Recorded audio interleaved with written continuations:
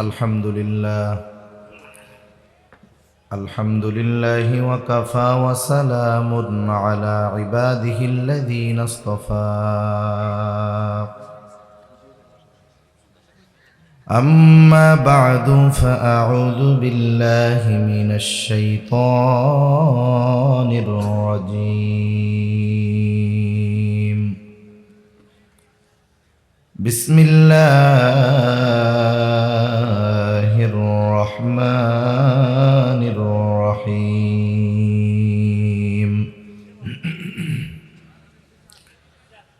لقد كان لكم في رسول الله أسوة حسنة لمن كان يرجو الله واليوم الآخر وذكر الله كثيرا وقال رسول الله صلى الله عليه وسلم إنما بعثت لأتمم مكارم الأخلاق أو كما قال النبي صلى الله عليه وسلم صدق الله العلي العظيم وصدق رسوله النبي الكريم ونحن على ذلك من الشاهدين والشاكرين والحمد لله رب العالمين سبحانك لا علم لنا إلا ما علمتنا إنك أنت العليم الحكيم আমরা সবাই মুহাব্বতের সাথে দুরূদ শরীফ পাঠ করি আল্লাহুম্মা সাল্লি আলা মুহাম্মাদিন ওয়া আলা আলি মুহাম্মাদ কামা সাল্লাইতা আলা ইব্রাহিম ওয়া আলা আলি ইব্রাহিম ইন্নাকা হামিদুম মাজিদ اللهم بارك على محمد وعلى آل محمد كما باركت على إبراهيم وعلى آل إبراهيم إنك حميد مجيد الحمد لله দয়াময় আল্লাহ রব্বুল আলামিনের দরবারে অগণিত শুকর যে মহান মালিক হায়াতে বরকত দিয়ে সুস্থ রেখে গভীর রাত অবধি বিজ্ঞ উলামায়ে কেরামের জবান থেকে খুবই গুরুত্বপূর্ণ কথা শ্রবণ করবার আমাকেও আপনাদের খেদমতে কিছু কথা বলার তৌফিক যে মহান মনিব দান করেছেন সে মহান মনিবকে খুশি করার জন্য মুহাব্বতের সাথে জবান খুলে অন্তর থেকে আমরা একবার কালিমাতুশ শুকর পাঠ করি আলহামদুলিল্লাহ অগণিত দুরূদ ও সালাম সাইয়্যিদুল আম্বিয়া আশরাফুল আম্বিয়া খাতামুল আম্বিয়া ইমামুল মুরসালিন রাহমাতুল লিল আলামিন মুহাম্মাদুর রাসূলুল্লাহ সাল্লাল্লাহু আলাইহি ওয়াসাল্লামের উপর সাধারণত এত রাতে কথা বলে আমি অভ্যস্ত না, আমার ঘুম আসতেছে এখন। আমি মাহফিলের মধ্যে দোয়া করতে করতে ঘুমায় যাওয়া লোক, আমার এখন ঘুম আসতেছে আর কি। এই জন্য আপনারা যদি একটু সজাগ থাকেন, দেখা যাবে আপনাদের সজাগ থাকার সুবাদে আপনাদের সাথে কিছু সময় একটু কথা বলা যাবে ইনশাআল্লাহ। যেহেতু আপনারা ইন্ডাস্ট্রিয়াল এরিয়ার লোক, স্বাভাবিক সকলের কাজকর্ম আছে, আগামী দিন হয়তো ছুটি আছে, ঠিক না? আপনারা ফজর পড়ে ঘুমাইতে পারবেন। তবে একটা কথা উইলিংলি বলে দেওয়া দরকার, যদি কোনো আল্লাহর বান্দা মনে করেন যে রাত আরো গভীর হলে তার ফজরের নামাজ ছুটে যাবে, পায়ে ধরে বলি আপনি চলে যান। কারণ আপনার একজন মানুষের ফজরের নামাজ কাজা হওয়ার পাপ সারা দুনিয়ার সব ওয়াজ মাহফিলের সওয়াব এক পাল্লায় দিলে ওই পাপের পাল্লা বেশি ভারী হবে, ঠিক কিনা বলেন? আমাদের মূল উদ্দেশ্য দ্বীনি মাহফিলগুলোর মানুষকে নামাজি বানানো। মাহফিল করতে গিয়ে যদি নামাজ কাজা হয়, প্রয়োজন নাই এই মাহফিলের। সেজন্য বিষয়গুলো আমাদের সকলের এই ব্যাপারগুলোতে সর্বোচ্চ সতর্ক হওয়া দরকার। এ দিনী মাহফিলগুলো কোনো ফেস্টিভ্যাল না, এটা কোনো আনুষ্ঠানিকতার নাম নয়, একটা মাহফিল। এখান থেকে মানুষকে তার আখেরাতে সফলতার, দুনিয়ার জীবনে কিভাবে সে আখেরাতের সফলতা অর্জন করবে এই দিক নির্দেশনা দেওয়া হবে, এটাই মূল কথা। কিন্তু কেউ যদি মনে করে যে এখন এই কথাগুলো শুনতে গেলে ফজরের নামাজ কাজা হবে, আবার মনে করতে পারে যে উঠলে যদি হুজুর ওয়াজ করে বসায়া দেয়।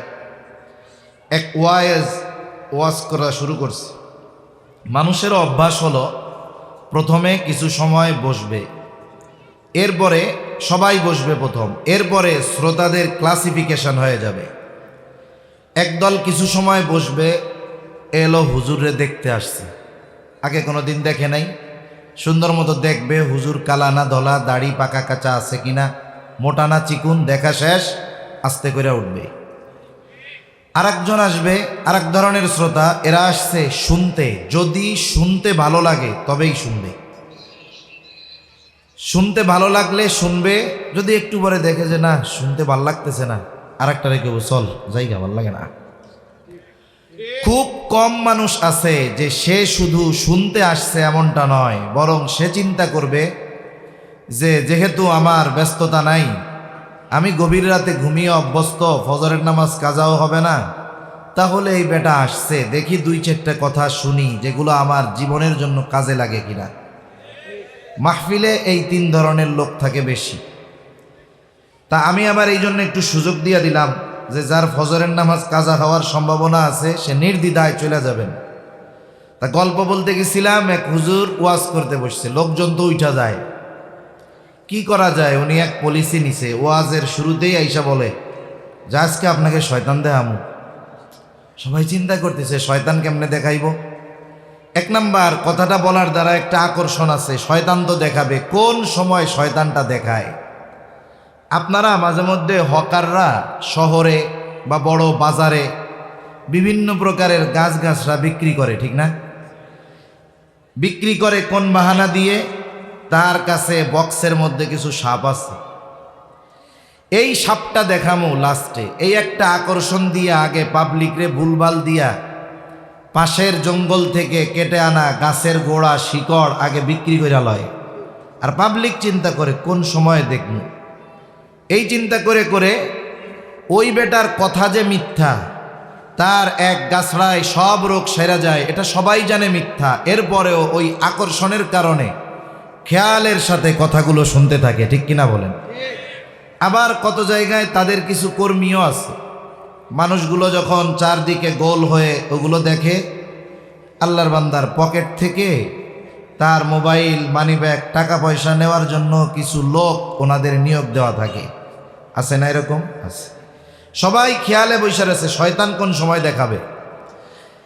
কিছু সময় পর, আধা ঘন্টা হয়ে গেছে, একজন লোক যেই উঠা দাঁড়াইছে, কয় ওই দেখেন শয়তান। তা আমি আবার শয়তান টয়তান দেখাবো না। রাত বেশি হইলে আমি অধিকাংশ জায়গায় যদি হয়ে যায় আমি এই কথা বলি, ফজরের নামাজ কাজার সম্ভাবনা থাকলে চলে যান, কারণ আপনি লজ্জায় যদি বসে থাকেন আর কাজা যদি এই কারণে নামাজটা হয়ে যায়, তাইলে পাপি আমি একা না, মাহফিল কর্তৃপক্ষ হইব, ঠিক কিনা বলেন? তা সম্মানিত উপস্থিতি, বেশি সময় আপনাদের কষ্ট দিব না। কোরআনুল কারীমের একটা আয়াত ও রাসূলুল্লাহ সাল্লাল্লাহু আলাইহি ওয়াসাল্লামের অগণিত হাদিস থেকে একটা হাদিস পাঠ করেছি। আল্লাহ তাআলার কাছে তৌফিক চাই, আল্লাহ তাআলা কিছু কথা বলার তৌফিক দেন যে কথাগুলো আমাদের সবার দুনিয়া এবং আখিরাতের জন্য কল্যাণকর হয়, সকলে বলি আমিন। যে আয়াতখানা আমি আপনাদের খেদমতে তিলাওয়াত করেছি, উক্ত আয়াতের মধ্যে আল্লাহ তাআলা মূলত আমাদের জন্য, বিশেষ করে মুমিন যারা আল্লাহর প্রতি বিশ্বাস রাখে, আখিরাতের প্রতি বিশ্বাস রাখে, আমাদেরকে খাস করে উদ্দেশ্য করে আল্লাহ তাআলা রাসূলুল্লাহ সাল্লাল্লাহু আলাইহি ওয়াসাল্লামকে আদর্শ হিসাবে গ্রহণ করতে বলেছেন। নবীজি সাল্লাল্লাহু আলাইহি ওয়াসাল্লামকে যদি আদর্শ হিসাবে আমরা গ্রহণ না করি, আমাদের কি ক্ষতি হতে পারে? এই যে বিগত একটা লম্বা সময় অতিবাহিত হয়েছে, ওই সময় মানুষ হাজারো রকমের জুলুম অত্যাচারের শিকার হয়েছে, মিথ্যাচারের শিকার হয়েছে, মানুষের অধিকার ছিনিয়ে নেওয়া হয়েছে, মানুষ ন্যায় বিচার পায় নাই। এই জন্য ওই অতীতের কষ্ট থেকে আমরা এখন আশা করি, এটা আমরা মনে প্রাণে কামনা করি, আগামীর বাংলাদেশের শাসনভার যাদের হাতে যাবে তারা যেন সত্যবাদী হয়, তারা যেন ন্যায়পরায়ণ হয়, তারা যেন আমানতদার হয়, তারা যেন মানুষের অধিকার বাস্তবায়ন করে। এটা চাই কি চাই না? সবাই আমরা চাই, কিন্তু বাস্তবতা হলো আমরা যেটা চাই আগে ওই বিষয়গুলো নিজেদের অর্জন করতে হবে। আমি সত্যবাদী শাসক যদি চাই, আমাকে সত্যবাদী হতে হবে। আমি যদি আমানতদার শাসক চাই, আমাকে আমানতদার হতে হবে। আমি যদি ন্যায়পরায়ণ শাসক চাই, আমাকে ন্যায়পরায়ণ হতে হবে। যদি আমি ওই গুণগুলো অর্জন না করে ওই গুণগুলো সম্পন্ন কোনো শাসক চাই, কাজ হবে না। বরং যদি নিজেদের পরিবর্তন না হয়, লিখে রাখতে পারেন, তারিখ আজকে 21শে নভেম্বর শেষ হওয়ার পথে। লিখে রাখতে পারেন, আমাদের যদি চারিত্রিক পরিবর্তন না আসে, একটা সময় এই শাসকের চেয়ারে শুধু চেহারার পরিবর্তন হবে, দলের লোগো আর নামের পরিবর্তন হবে, কিন্তু চরিত্রের পরিবর্তন হবে না। এজন্য আগে আমাদের পরিবর্তন হওয়া দরকার, আমাদের নিজেদের থেকে পরিবর্তনের শুরুটা হওয়া দরকার। আর এই পরিবর্তনের শুরু যদি রাসূল আকরাম সাল্লাল্লাহু আলাইহি ওয়াসাল্লামের আদর্শের মাধ্যমে হয়, আশা করা যায় আগামীর বাংলাদেশ ইসলামের বাংলাদেশ হবে, আগামীর বাংলাদেশ ইনসাফের বাংলাদেশ হবে, আগামীর বাংলাদেশ মানুষের অধিকার পাওয়ার বাংলাদেশ হবে ইনশাআল্লাহ। এখন আসেন, কোন গুণগুলো আমাদের অর্জন করা দরকার? রাসূল আকরাম সাল্লাল্লাহু আলাইহি ওয়াসাল্লামের চারিত্রিক গুণাবলী এটা এক মহাসাগরের মতো। মহাসাগরের তলদেশ খুঁজে পাওয়া সম্ভব, হিমালয়ের চূড়ায় বারবার পৌঁছে যাওয়া সম্ভব, কিন্তু রাসূল আকরাম সাল্লাল্লাহু আলাইহি ওয়াসাল্লামের চারিত্রিক সৌন্দর্যের গভীরতা, চারিত্রিক সৌন্দর্যের উচ্চতা পরিপূর্ণভাবে নির্ণয় করা এটা মানুষের জন্য অসম্ভব। কেন? কারণ নবীজি সাল্লাল্লাহু আলাইহি ওয়াসাল্লামের চরিত্র কেমন, এর সত্যায়ন দুনিয়ার কোনো member, chairman, councillor, mayor, MP দেন নাই।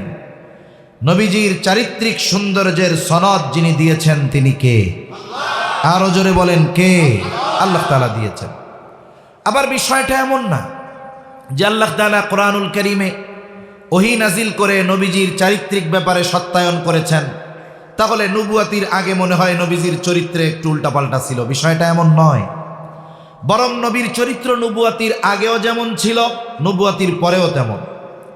তবে নবুয়াতির আগে আর পরের ভিতরে তফাৎ কি? একটা উদাহরণ দিলে বুঝতে সহজ হবে। কষ্ট হচ্ছে না তো আপনাদের? একটু চা দিয়ে দেন। ঘুম আসতেছে নাকি? একটা তাকবীর দেন, নারায়ে তাকবীর। আমরা নবীজির আলোচনা করতেছি। নবীজির আলোচনা করা এটা ইবাদত, কারণ নবীজির আলোচনাকে সমুন্নত করেছেন কে?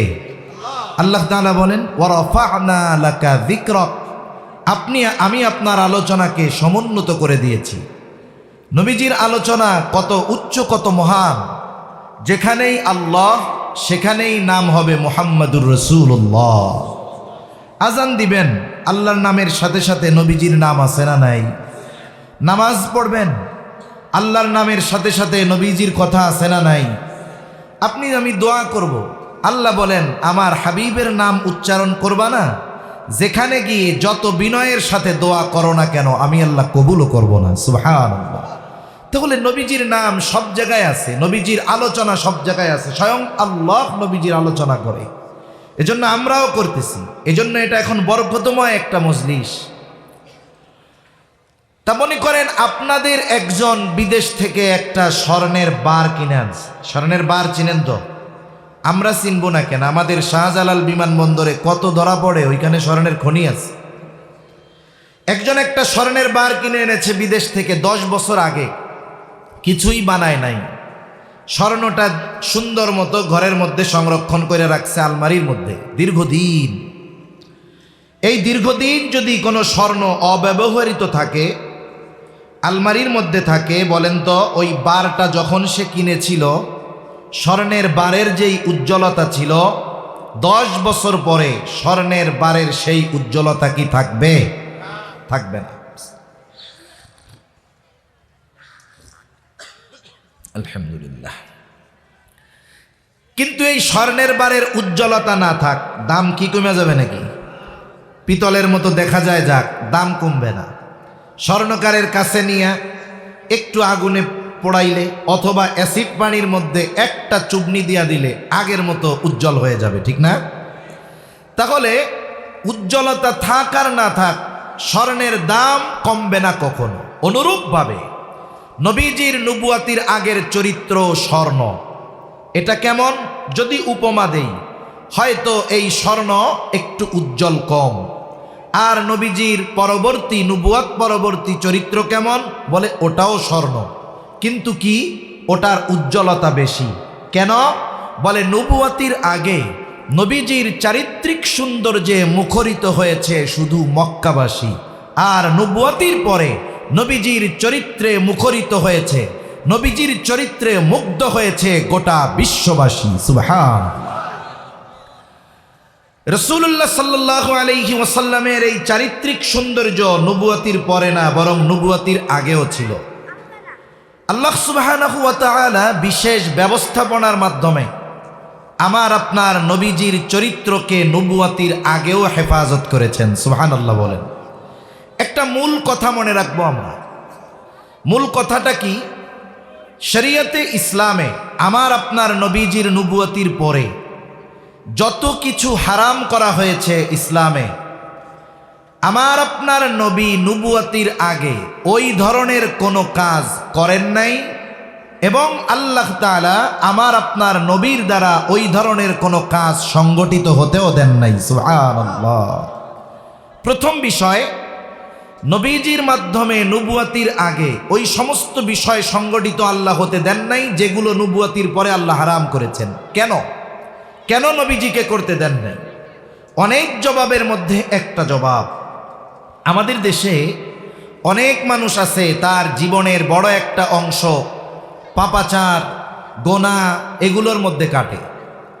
দেখা যাবে দাওয়াত ও তাবলীগের মেহনতে গিয়ে অথবা কোনো হক্কানি বুজুর্গের সোহবতে এসে লোকটা ভালো হয়ে গেছে। লোকটাকে দাওয়াত ও তাবলীগের মেহনতের ভাইরা খুব বুঝিয়ে সুজিয়ে 3 চিল্লার জন্য নিয়ে গেছে। গেছিল দাড়ি ছাড়া, আসছে দাড়ি নিয়া। গেছিল খালি মাথায়, আসছে পাগড়ি বেঁধে। গেছিল শর্ট জামা গায়ে, আসছে জুব্বা গায়ে দিয়া। এই 4 মাসে লম্বা দাড়ি এলাকায় যখন আসছে, 4 মাস আগের সন্ত্রাসীকে দেখে মনে হচ্ছে এই মাদ্রাসার কোনো মোহতামিম সাহেব হবে। বলেন তো, এই লোকের 4 মাস আগের চরিত্র আর 4 মাস পরের চরিত্র কি সেম? এক না। 4 মাস আগে তার যেই কাজগুলো ভালো লাগতো 4 মাস পরে আর ভালো লাগবে না। 4 মাস আগে সে যে কাজগুলো করত, এখন ওই কাজগুলো আরেকজনকে করতে দেখলে তার কষ্ট লাগবে। এখন সে নামাজ পড়ার জন্য মসজিদের দিকে রওনা হয়েছে, আপনাদের মসজিদে আসতেছে। আসার পথে বাজারে চায়ের দোকান, 4 মাস আগে যেখানে বসে সে আড্ডা দিত, বিড়ি সিগারেট খাইতো, ইফটিজিং করত, সে দোকানটার দিকে তাকিয়ে দেখে দোকানে সব আছে, শুধু সে নাই। তার হৃদয়ে একটা চিন্তা আসছে, হারে আমার বন্ধু, আত্মীয় স্বজন, প্রিয়জন, পরিচিত জন, এরাই তো, আমিও তো একদিন এদের মধ্যে ছিলাম। আল্লাহ তাআলা আমাকে এই পাপাচার থেকে বাঁচিয়েছেন। আল্লাহ চাইলে আল্লাহ আমাকে মাফ করবেন, কিন্তু আমি চাই না একা জান্নাতে যাইতে, এই লোকগুলারেও নিয়ে যাইতে চাই। এই চিন্তা করে দোকানের সামনে দাঁড়ায়া বয়ান শুরু করে দিছেন যে ভাইরা, চাচারা, মৌত কোন সময় চলে আসে বলা যায় না। জন্ম হয়েছে, ধারাবাহিকতা আছে, মৃত্যুর কোনো সিরিয়াল নাই।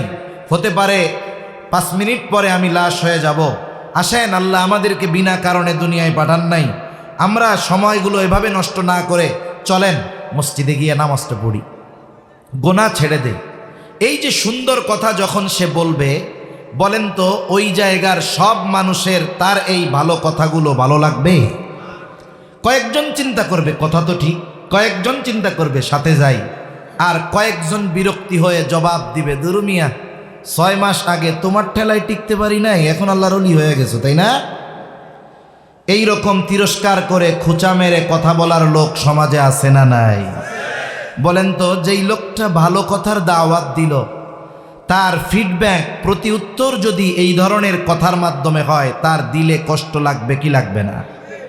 আল্লাহ তাআলা এটা চান না যে নবীজি তার উম্মতকে কোনো বিষয়ে নিষেধ করবে, দাওয়াত দিবে, আর মক্কার কাফেররা নবীজিকে উদ্দেশ্য করে বলবে মুহাম্মদ তুমি আমাদের মদ পান ত্যাগ করতে বলতেছো, অথচ কয় বছর আগে তুমি নিজেই করছো। তুমি আমাদেরকে গান বাদ্য ছাড়তে বলতেছো, অথচ তুমি এটা আগে নিজেই করছো।